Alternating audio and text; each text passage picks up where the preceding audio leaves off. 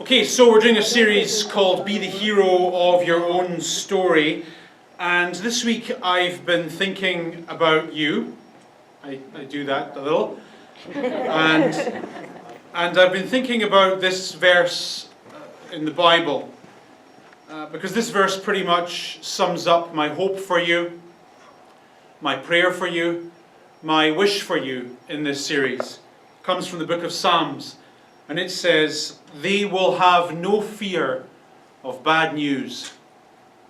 Their hearts are steadfast. Don't you just love that sentence? They will have no fear of bad news. It doesn't say that they won't hear any bad news. It just says they won't live in the fear of hearing it. Aren't you just tired of being permanently braced for bad news? Aren't you just tired of being conditioned to expect that bad things are going to happen? And hey, no one judges you for it, certainly not me. When you get a run of bad news in life, it's only natural that you think that run's going to carry on. And so when you've sent out 100 job applications, it's normal that you'd expect the 101st will be rejected as well. When you've asked 9 women out on a date and they've all said that thing, it's just natural. You'd expect that number 10 would say the same thing as well. When your last 4 jobs ended in pain and stress, it's just perfectly natural that you'd expect that this current job will end the same way as well. And when that goes on for a while, you just learn to live that way. You just learn to live braced for bad news, braced for bad things going to happen to you. And so I like what this verse says, because it describes a person who is completely unencumbered by the rejections of yesterday and by the anxieties of tomorrow. A person who just lives in and enjoys the moment today, life as it is, not spoiling it all, worrying about what might happen. Here's this morning's teaching in a single sentence.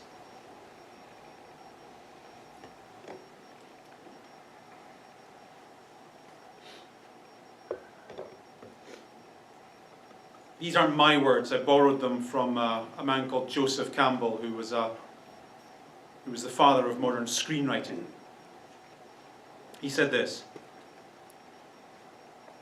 in the cave you fear to enter lies the treasure you seek. In the cave you fear to enter lies the treasure you seek. And if your fear stops you from entering the cave, you will never know the treasure that was waiting for you. That's a little obscure. Let me unpack it with this morning's Bible teaching. I'm going to teach you this morning from a strange part of the Bible called the book of Numbers. This is the 4th book in the Bible, comes from the Jewish Torah. And in chapter 13, the writer says that the Lord said to Moses, so this is way back at the beginning of the Bible story, send some men to explore the land of Canaan, which I am giving to the Israelites. From each ancestral tribe, send one of its leaders. So the best way to think about what's going on here is that this is a trilogy of films. And this particular sentence on the screen is the opening scene in the second part of the trilogy. In the first movie, things started out pretty badly. The people of Israel were living as slaves in Egypt. You've seen those movies. Building pyramids for Ramesses, temples for Anubis, lifting heavy things in the North African sun, bad things, nasty things. And then cue Mariah Carey, a hero comes along. And like all heroes, the hero wants something. The hero wants to free his people from slavery and take them to a better life. And like all heroes, like all good stories, the hero has to overcome conflict in order to get it. He has to get the better of Pharaoh, lead his people across the Red Sea, yada, yada, yada. And by the end of the first movie, he does it. He gets the thing he wants. He overcomes the conflict he needs to overcome. And the final scene in the first movie ends up in a place called Kadesh Barnea, where they can all see the promised land stretching before them. It's a beautiful scene. It's a hopeful ending. It's like that last scene in the Hobbit movie where the dwarves see Aragorn in the distance and they know they're close. They know they've done what they needed to do. Great scene. And now this sentence is the opening scene in the second movie. And the key word in the sentence, repeated twice for emphasis, is the word send. This is what storytellers call the inciting incident. In every good story, in every story you've ever enjoyed, in every story that works, there's always an incident, an event, that moves the hero from point A to point B. It's an event that gets the hero off the sofa and into action, out of bed, into the whatever it is they need to do. And then the trajectory of their life is never quite the same. So for example, the dwarves and Gandalf meet Bilbo, and then his life isn't quite the same again. A deadly virus transforms 98% of the human population into zombies. Then Brad Pitt has to go and investigate the cause. Luke Skywalker turns to the dark side, and two unknown Jedis have to... Actually, that's a guess. I don't know. Do you understand? In every good story, there's always this inciting incident that moves the hero from here to there. From boredom to adventure, from failure to success, from loneliness to companionship. And what's tragic for you and for me often is that in our lives, in our story, we avoid those inciting incidents like the plague. We fear them.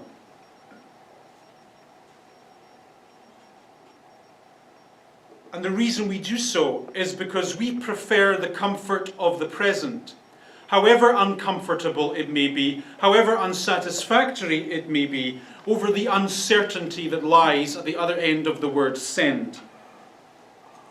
The great principle of storytelling in books, in films, and in your life and mine is that in the cave you fear to enter lies the treasure you seek. But if your fear prevents you from entering the cave, you never get the treasure that should be yours. So that's the incident in this story. I'm sending you. Where you are isn't good enough. Where you are isn't going to cut it anymore. You need to get up and get moving. I'm sending you, action word, in this case, to explore the land of Canaan. Now, the word explore is perhaps a little bit misleading. The idea here is that these men are being sent out to be spies, essentially, to do some reconnaissance. So what is the promised land like? Is it well defended? What manner of obstacles lie ahead of us? Do they have any tanks? Are there any orcs? What about sharks? That kind of thing. And I pause on this point because if there is a God, and if a lot of the things that we believe about that God are true, like he does have a plan for our lives, like he does want the best for us, if there really is such a thing as destiny for you and for me, that destiny, whatever it is, does not absolve us of responsibility. In the worldview of the Bible, we always have a part to play in the unfolding of our own story. And I mention that to you because if I were to say something like, God has a plan for your life, or something like, God wants the best for you, or God wants to take your story to a happier place or to a happier conclusion, you might find those sentiments rather comforting. But the comfort, I think, would be deceptive. Because God, in the worldview of the Bible, always wants for you to do your bit. It's your life. You have to make it work. You have to take it wherever it is you want it to go. And doing your bit often involves, sometimes essentially involves, dealing with the discomfort of these inciting events. It's hard to leave the comfort of the sofa. It's hard to leave the comfort of the present. Because even if it doesn't work, sometimes it kind of, you're just comfortable with it. Even though it's horrible, even though it's dysfunctional. We avoid those things. But working involves dealing with the filthy things of life. Betrayal, pain, tragedy, suspense. Anyway, so here we are at the opening scene in this story. It's the brink of a better life. The characters are standing at the end, at the entrance of a cave, and they know there's treasure inside. They just have to go and find it. And so we get into the story. And it's one of those stories that when you start to read it, you just get a bad gut feeling. Do you know how when you go and see a movie, you kind of know that although the imagery on the screen is happy and upbeat, in your heart of hearts you feel something bad's going to happen? Like, for example, you go and see a film and there's 4 teenagers in a car going to a cabin in the woods. Right, it's happy music, they're all having fun, but in your heart of hearts you know this isn't going to end well. Or when you go and see a Quentin Tarantino film, the soundtrack at the start, it's always awesome. But intuitively you know not everyone who's there at the start of the movie is going to be there at the end. This is what this is like. It's supposed to be a happy story. The characters are supposed to say, we've overcome immense obstacles to get this far, and we've almost done it. We're here at the edge of what we've always wanted, a better life, a healthier life, a more prosperous life. All we have to do is enter the cave and grab the treasure we seek. It's right there. It's supposed to be happy, but this is the Bible and this is life. Sometimes it doesn't work out. And you get that vibe. Anyway, then he gets into the specifics of their spying mission. He says to them, go up through the Negev and on into the hill country. And here's what I want you to spy out. See what the land is like and whether the people who live there are strong or weak, few or many. What kind of land do they live in? Is it good or bad? What kind of towns do they live in? Are they unwalled or fortified? How's the soil? Is it fertile or poor? Are there trees in it or not? Do your best to bring back some fruit of the land. It was the season for grapes. Now, I think I've seen every spy film ever made. I know I've seen all the James Bond movies. And I've never once heard M say to Bond at the end of one of those briefing sessions, when you're done killing the bad guy, could you grab me some fruit? I'm dying for some grapes here. I've never seen that. You just know this week that when Vladimir Putin spoke to the Spetsnaz commandos and said to them, here's what I want you to do. I want you to go into to Syria on one of those helicopters, and I want you to rescue our pilot, kill a few bad guys if you want, because hey, we're Russians, we don't mind. It's good. And then when you've done all that, grab me some grapes. This is so strange, it has to have meaning. Here's the meaning. In ancient literature, and even until quite recently actually, grapes are used as a way of talking about prosperity. Those of you who come from a poor background, perhaps you can remember that from your childhood. The only time there was grapes in the house was when someone was sick. No? Is that a Scottish thing? Everyone here is rich? Okay. Well, in the world I come from, if there was grapes in the house, someone was sick. Then that was it, all right?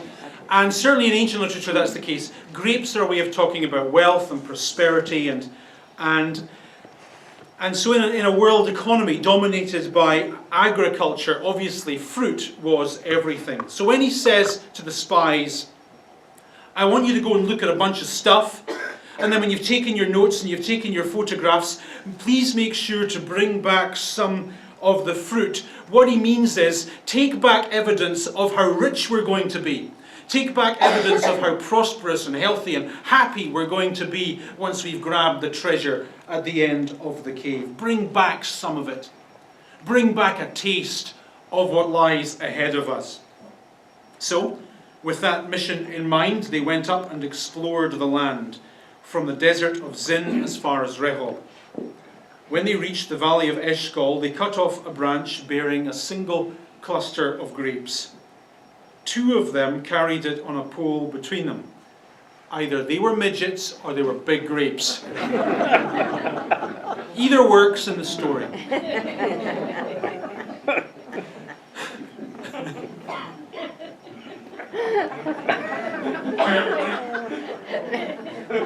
Can we edit that from the thing? Probably not. Probably not. Okay. Okay. Having too many grapes. So, do you see what that sentence in the Bible is saying? Do you see the way the words grapes function at this point in the story? It's saying that the spies were sent out into the promised land to see how good life might be there. And what they saw was that life might be very good indeed. In a culture that uses grapes as symbolism for health, wealth, and prosperity, the fruit was so big that it took 2 people to carry it. In other words, we went to the back of the cave and we saw the treasure, and there was piles of it. And it's right there, ripe for the taking. All we have to do is go and get it. And then at the end of 40 days, they returned from exploring the land.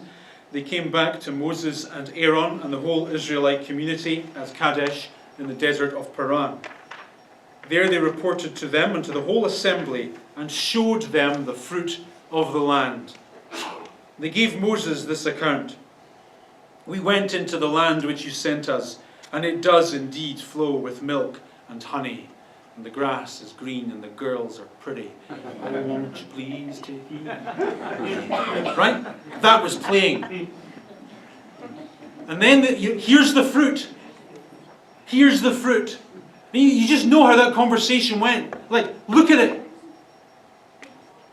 Look at it. It's right there. So this is good, right? This is good. This is happy. This is a snapshot of your future. This is what's lying, waiting for you in the cave. However, in the next sentence, right after the spies talk about the potential of the promised land, they then begin to talk about the problems of the promised land. In verse 28, they say, but, here we go. The people who live there are powerful, and the cities are fortified and very large. So, here we have a reality, perception of reality problem. The reality is physical. There's actual grapes actually lying in front of them that they can actually touch and taste and feel. And it's right over there. That is real, that is actual, that is their reality. But their perception of that reality is that getting it is too difficult, too problematic. The cave is too dark, too deep, too dangerous. The promised land is right there, and we can have it all. But there's too many problems. I think it's true to say that the way you look at things is the way you experience things. Only very rarely do we experience our reality. More often than not, we experience our perception of it. That's why you can be doing great in life, but living in fear. That's why you can have everything going for you, but still feel that you're a bit of a loser, a bit of a flop, a bit of a failure. That's why the dark cave ahead of you can be the opportunity of a lifetime. It could take your life to an amazing place, but you're too scared to go and get it. This is why when you think about what you want in life, what you really want, you immediately begin to qualify what you want with a series of reasons which explain why you're never ever going to get it. It would be too difficult, too hard. You don't have the skills. And we get stuck in the thoughts of the difficulty. And we forget that the story of your life and mine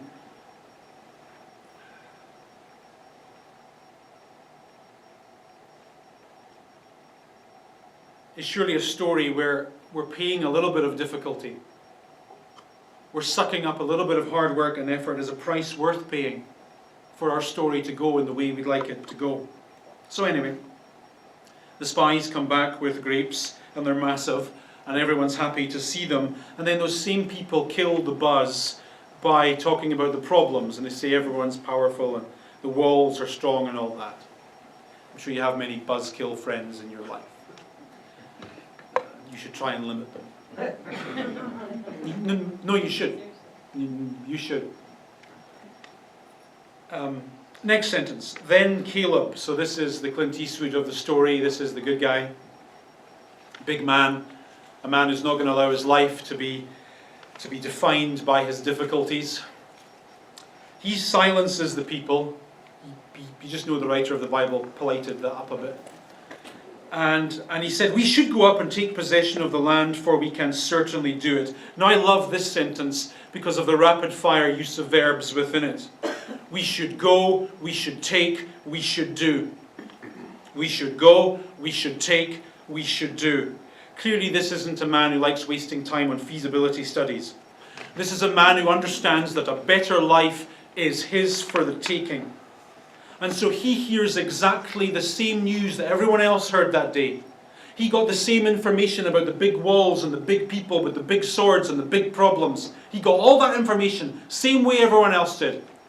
But he experienced a different version of it, because he looked at life in a different way. They said they couldn't. His experience is different. But that's rare. There's always people around you, perhaps you're one of them, who surrender to the difficulties. And so in the next sentence we read that the men who had gone up with him, who saw the same things that he did, they said, we can't attack those people. They're stronger than we are. They're bigger than we are. So here, I think we have one of those quite pathetic scenes. A scene often repeated in our own story. A scene where the protagonists succumb to the difficulties of their environment. And stories like that, whether on the big screen or in the pages of a book or in your life, they just don't work. Stories where people succumb to the difficulties never, ever work. I mean, if Bruce Wayne had walked around Gotham City and said, there's lots of criminals here, but I don't think anyone can do anything about it because they're all too big and scary, I wouldn't go see that movie. That wouldn't work for me. A person who gives in to problems, who's unwilling to face the odds, however overwhelming and scary they may be, is a person who just isn't going to live an interesting story. Then at the end of the sentence, we're told that they spread among the people a bad report about the land they had explored. They spread a bad report. Notice how easily that happens. They managed to turn good news into bad news. They managed to turn a great opportunity into a problem to be avoided at all costs. Why? Because even though where we are doesn't work, it's comfortable. It's not scary. It's miserable, but it's not scary. Let's just stay here. They said, and it gets interesting, the land we explored devours those living in it. Did that actually happen? All the people we saw there were of great size. Oh, how great? Like 6'2", 6'3". We saw Nephilim there. They're legendary giants in the ancient world. Really, you saw giants. Okay. We seemed like grasshoppers in their eyes, etc., etc. Cowardice loves company. People who say that a thing can't be done always need to persuade others that it can't be done. It makes them feel better about their own lack of resolve. And the sadness of this story is that at the start of it, every single one of the characters had the part. God, who's leading the story forward, said to every single character at the start of this story, you have the role. I want you to go and do this thing and live this life and enjoy it all. This is a story where you're going to be the hero. And then at the end of the story, all those characters who already had the part are saying to one another, I don't think we can do it. We're too insecure, too scared, too afraid. And so they exaggerate the obstacles that they have to overcome. And so there's giants living there, and trolls, and the ground eats people, apparently. And so they maximize their problems and minimize their talents. Do you know who spreads a bad report in your life most often? You do. You do. You do all the time. You maximize your problems. You downplay your strengths. You talk up the dangers and talk down the opportunities. You focus on what you can't do and ignore what you can do. You do this to yourself all the time. Why not? Why not just try it differently for 6 months? Why not maximize your strengths and downplay your problems? How about that? How about that?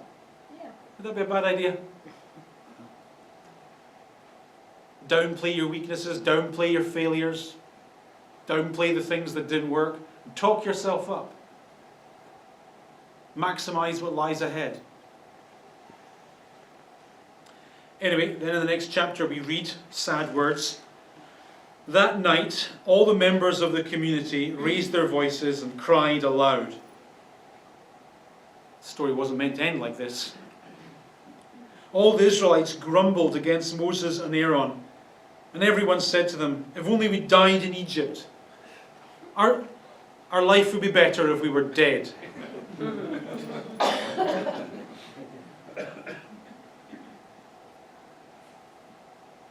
And that is how that story ends. In sadness. And for me the sadness is all the more acute because this was not meant to be a sad story. This was meant to be a story where a group of people wanted something and overcame obstacles in order to get what they wanted. And then once they got what they wanted, they'd be happy and healthy and life would work and everything would be... they'd be living the dream. Once they did all that.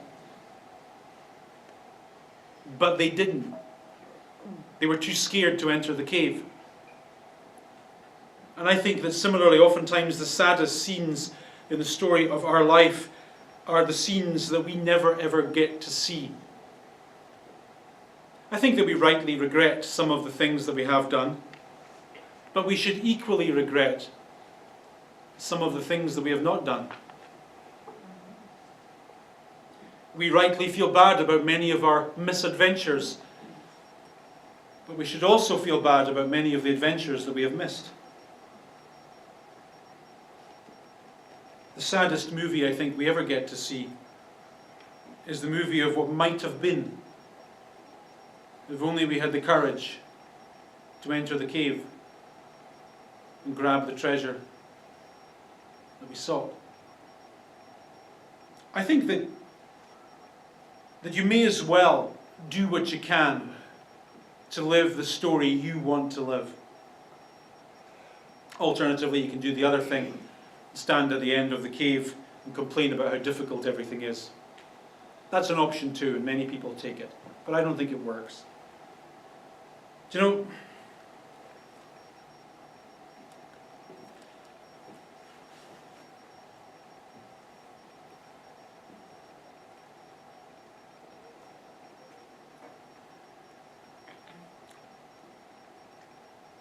the biggest problem that you have in the story of your life, and I have in the story of my life, is that we think we have time.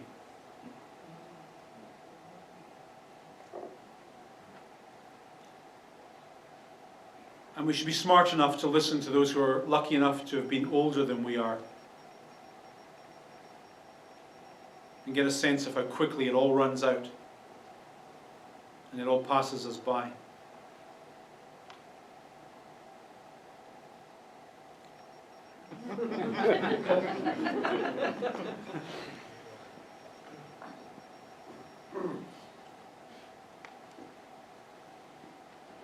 It's not a never-ending story you have. It's a story. It had a beginning, it had a middle, it's going to have an end. And there is something you want. I know there's something you want. Of course there is. Don't be scared. Don't be afraid to enter that cave. Because in it lies the treasure you seek. Next week we're going to start a new Christmas series. It's going to be